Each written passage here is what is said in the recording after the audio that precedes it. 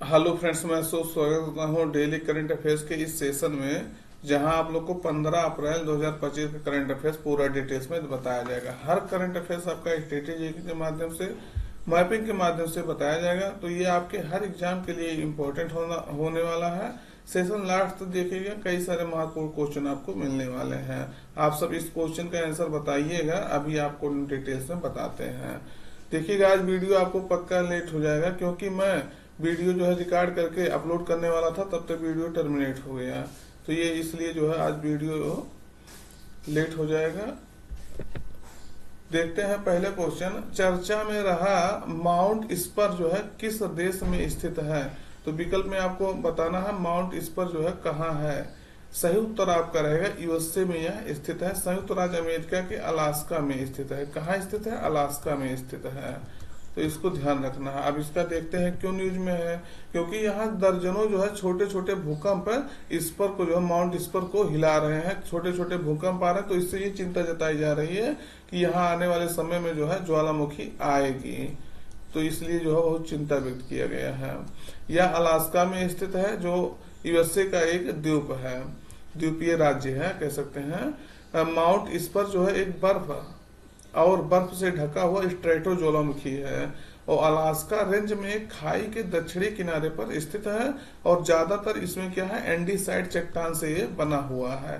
तो इसको आपको याद रखना है। इसकी ऊंचाई देखेंगे 3000 मीटर है, और इसमें जो है 5x6 किलोमीटर का कैल्डेरा है, और जो 10,000 साल पहले एक क्रेटर के ढहने से जो है बना था, जिससे चमना झील जो है बना था। तो कैल्डेरा क्या होता है? जब ज्वालामुखी फूटती है, ज्वालामुखी आता है, तो उसके ऊपर जो है एक ऐसे होल बन जाता है, उसको ही कैल्डेरा कहा जाता है।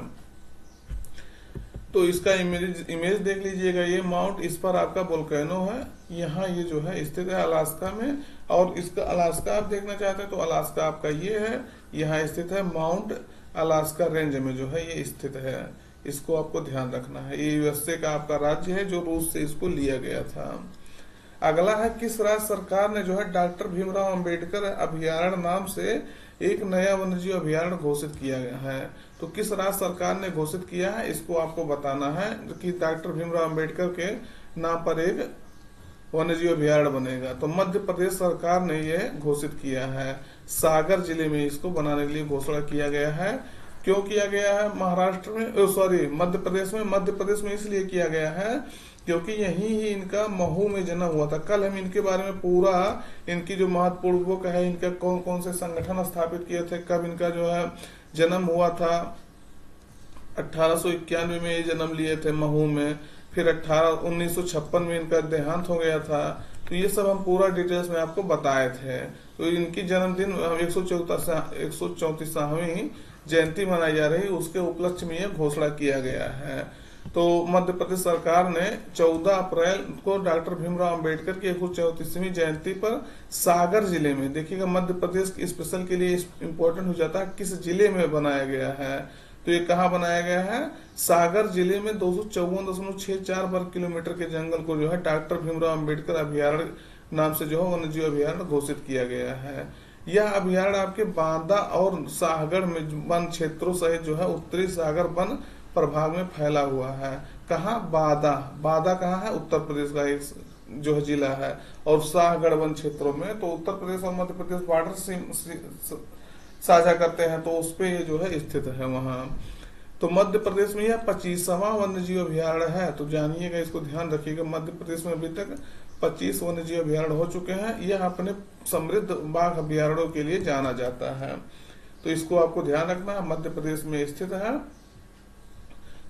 यह आपका डॉक्टर अम्बेडकर की जयंती पर इसको मनाया, घोषित किया गया है। अगला है, भारत ने किस राज्य में MK2A लेजर निर्देशित ऊर्जा हथियार प्रणाली का सफलतापूर्वक परीक्षण किया है? तो किस राज्य में यह परीक्षण किया गया है? ऐसा परीक्षण करने वाला जो है भारत विश्व में चौथा देश बन गया, 4th देश बन गया है कि लेजर से जो है, जो ड्रोन होते हैं, हथियार वाले जो है वेपन्स होते हैं, उनको निर्देशित करके जो है निष्क्रिय किया जा सकता है इस लेजर निर्देशित ऊर्जा हथियार से। तो कौन सा ये जो है राज्य किस राज्य में इसका जो है भारत सरकार ने परीक्षण किया है? तो आंध्र प्रदेश के कुरनूल में जो है इसका परीक्षण किया गया है। कहाँ? आंध्र प्रदेश के कुरनूल में। तो ये बात आपको ध्यान रखना इम्पोर्टेंट है आपके लिए, क्योंकि भारत ऐसा करने वाला चौथा देश भी बना है। तो भारत ने आंध्र प्रदेश के कुरनूल में स्वदेशी रूप से विकसित MK2A laser directed energy weapon प्रणाली, यानी जो आपको बताएं लेजर निर्देशित ऊर्जा हथियार प्रणाली का सफलतापूर्वक परीक्षण किया है, और जिससे भारत जो है लेजर तकनीक का उपयोग करके ड्रोन हो गया, मिसाइलों को जो है निष्क्रिय करने के लिए, इनएक्टिव करने की क्षमता वाला चौथा देश बन गया है। अभी तक केवल 3 देश ऐसा उपलब्धि हासिल कर पाए, भारत ऐसा करने वाला चौथा देश बना है। ये आपसे इम्पोर्टेंट है, आपसे डायरेक्टली पूछा जा सकता है ये उपलब्धि हासिल करने वाला भारत कौन सा देश बना है? तो चौथा देश बना है। MK2A laser directed energy weapon प्रणाली के बारे में जानेंगे। यह एक उच्च शक्ति वाली लेजर आधारित हथियार प्रणाली है जो ड्रोन हो गया, मिसाइलों और सेंसर जैसे हवाई खतरों के बेअसर करने के लिए निर्देशित ऊर्जा का उपयोग करता है। उद्देश्य क्या है? तो उद्देश्य है ड्रोन निगरानी प्रणालियों और संभावित मिसाइलों के खिलाफ जो है न्यूनतम क्षति के साथ है प्रभावित त्वरित प्रक्रिया वाली हवाई रक्षा प्रदान करने के लिए यह डिजाइन किया गया है।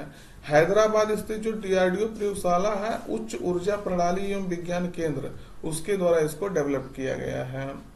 तो ये बातें आपको ध्यान रखना है, इम्पोर्टेंट है आपके लिए। कौन सा देश बना है, कहाँ इसका परीक्षण किया गया है, सब इम्पोर्टेंट है। अगला है PM मोदी ने किस राज्य में महाराजा अग्रसेन हवाई अड्डे पर जो है नए टर्मिनल की आधारशिला रखी है? तो किस राज्य में इस टर्मिनल की आधारशिला रखी गई है? हरियाणा के हिसार में इस टर्मिनल की आधारशिला रखी गई है PM मोदी द्वारा। तो देखते हैं, PM मोदी जो है ने हरियाणा के हिसार में महाराजा अग्रसेन हवाई अड्डे पर 410 करोड़ से अधिक की लागत से बने जो है नए टर्मिनल भवन की आधारशिला रखी है, और अयोध्या के लिए पहली उड़ान जो है उसको हरी झंडी दिखाई गई है। जो इंदिरा गांधी इंटरनेशनल एयरपोर्ट है, कहाँ? दिल्ली में, उसके भार को भी कम करेगा ये है। जैसे देखिएगा यहाँ से अयोध्या के लिए पहली उड़ान को हरी झंडी दिखाई गई, तो इससे जो है क्या होगा, जो international airport Indira Gandhi international airport है, उस पे यात्रियों का जो है भार कम होगा, ट्रैफिक कम होगा, तो इससे दिल्ली में ट्रैफिक की समस्या से कुछ निजात मिल सकेगी। तो यह डेवलपमेंट पूरे भारत में जो है विमानन इंफ्रास्ट्रक्चर और कनेक्टिविटी को बढ़ाने के लिए सरकार के प्रयासों का हिस्सा है। और नए टर्मिनल प्रोजेक्ट में जो है एक आधुनिक यात्री टर्मिनल, एक कार्गो सुविधा और एक एयर ट्रैफिक कंट्रोल बिल्डिंग जो है शामिल है। तो इसको आपको ध्यान रखना है। किस राज्य में किया गया है, इसको आपको याद रखना है। अगला है, हाल ही में मोंटे कार्लो मास्टर 2025 का खिताब टाइटस किस खिलाड़ी ने जीता है?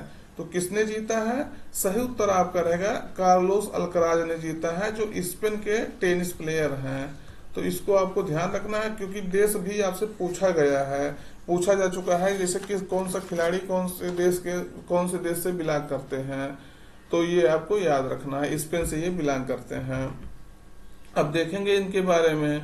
तो कार्लोस अल्कराज ने जो है फाइनल में लॉरेंजो मुसेटी को हरा करके अपना पहला मोंटे कार्लो मास्टर का टाइटल्स खिताब जीता है, और पहला ये टाइटल्स इनका होगा। पहला मोंटे कार्लो मास्टर क्या है? तो इसको जो परियोजन कराने वाली जो है रोलेक्स है, उसके नाम से इसको रोलेक्स मोंटे कार्लो मास्टर्स के रूप में भी जाना जाता है।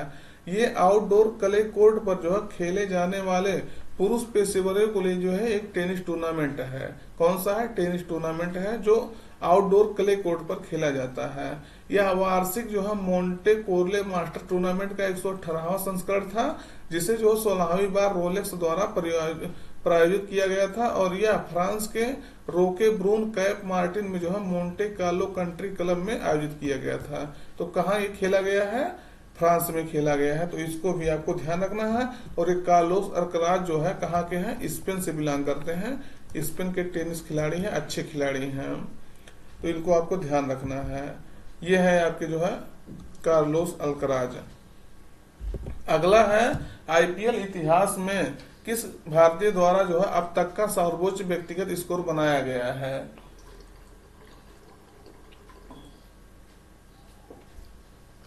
तो ये आपको बताना है किस खिलाड़ी द्वारा ये उपलब्धि हासिल की गई है। सही उत्तर आपका रहेगा अभिषेक शर्मा द्वारा जो है आईपीएल इतिहास में ऐसा उपलब्धि हासिल किया गया है। 55 गेंदों पर 141 रन बना करके ये उपलब्धि इन्होंने हासिल की है। और ये केएल राहुल का जो 132 रनों का स्कोर का अभी तक उपलब्धि था, इसको जो है इन्होंने पीछे छोड़ दिया है और 141 रन इन्होंने मारे हैं। तो देखते हैं, ये पहले आपको जानना, सनराइजर्स हैदराबाद की तरफ से ये खेल रहे हैं और पंजाब किंग्स को हरा करके ये उपलब्धि हासिल किए हैं। तो ये युवा बल्लेबाज है अभिषेक शर्मा, इन्होंने जो है ये उपलब्धि हासिल की है और पंजाब किंग्स के जो है खिलाफ 55 गेंदों में 141 रनों से विस्फोटक पारी खेलते हुए उपलब्धि हासिल किया है। अभी तक का ऐसा खेलते हुए किसी भारतीय खिलाड़ी द्वारा बनाया गया सर्वोच्च व्यक्तिगत स्कोर है ये। और इस पारी के साथ जो है उन्होंने केएल राहुल के 132 रनों के पुराने रिकॉर्ड को जो है पीछे छोड़ दिया है। और अभिषेक के इस पारी में जो है 10 शानदार छक्के और 14 जो है चौके शामिल थे। तो ये जो 141 रनों का पारी उन्होंने खेला है 55 गेंदों पे, उसमें जो है 10 छक्के लगाए थे, 14 चौके लगाए थे। तो इस उपलब्धि के साथ ये जो है ये अपना रिकॉर्ड कायम किए हैं। अब ये भारतीय टीम में जो है जाने के लिए एक अच्छा अपना जान लीजिए अपना मार्ग बना लिए हैं, क्योंकि जो भी खिलाड़ी अच्छा उपलब्धि हासिल करता है वो भारतीय टीम में जाता है। आईपीएल कह सकते हैं उसी लिए होता ही है कि आईपीएल से जो लोगों को चुन करके, हालांकि वो अलग कार्ड भी हो सकता है उसका, तो आईपीएल से जो है लोगों को चुन करके वो भारतीय टीम में शामिल किया जाता है। अगला है, भारत ने स्वदेशी रूप से डिजाइन किस विमान की जो है पहली परीक्षण उड़ान दिसंबर 2027 में होने की संभावना है? तो किस विमान की जो है ये उड़ान की संभावना है 2027 में दिसंबर में? तो ये आपको सही उत्तर लगाना है सारस MK2 की, सारस MK2। अब इसके बारे में देखेंगे तो ये स्वदेशी रूप से भारत ने विकसित किया है। स्वदेशी रूप से डिजाइन किए गए सारस MK2 विमान की पहली परीक्षण उड़ान दिसंबर 2027 में होने की उम्मीद है, जो क्षेत्रीय हवाई संपर्क और नागरिक विमानन क्षमताओं में एक जो है महत्वपूर्ण कदम है। आप जानते होंगे उड़ान हमारी योजना हमारे देश में चल रही है, जिसे कहते हैं उड़े देश का आम नागरिक।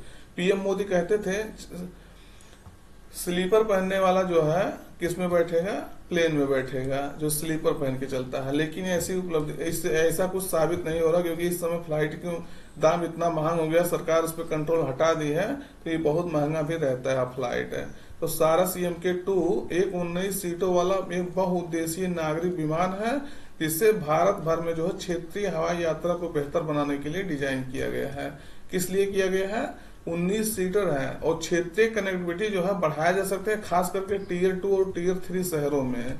तो Tier 2 और Tier 3 शहरों में जैसे आप जानते होंगे वहाँ एयरपोर्ट कम होता है, इसके कारण से जो है आपका एयर कनेक्टिविटी जो होता है हवाई संपर्क वो नहीं हो पाता, कम हो पाता है।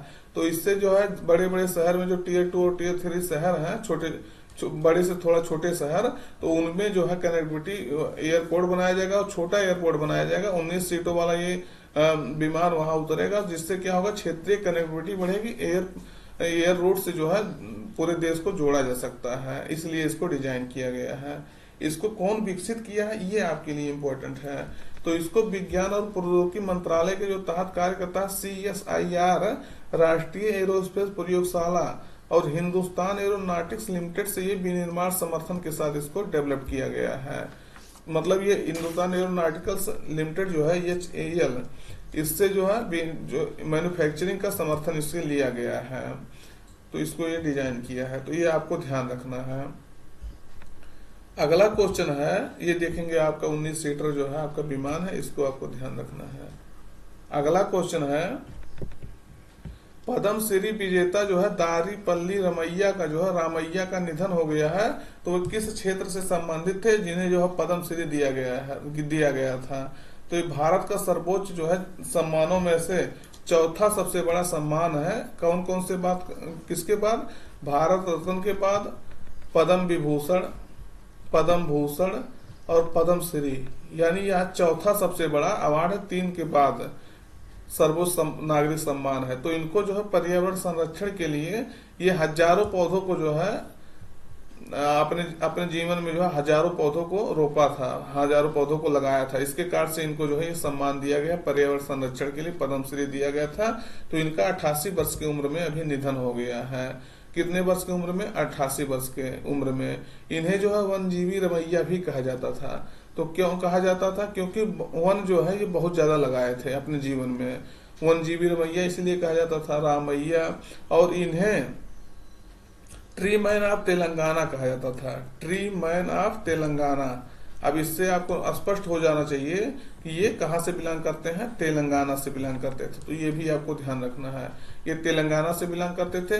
तो पर्यावरण संरक्षण के लिए ही इनको जो है 2017 में पद्मश्री से सम्मानित किया गया था। किससे सम्मानित किया गया था? पद्मश्री से।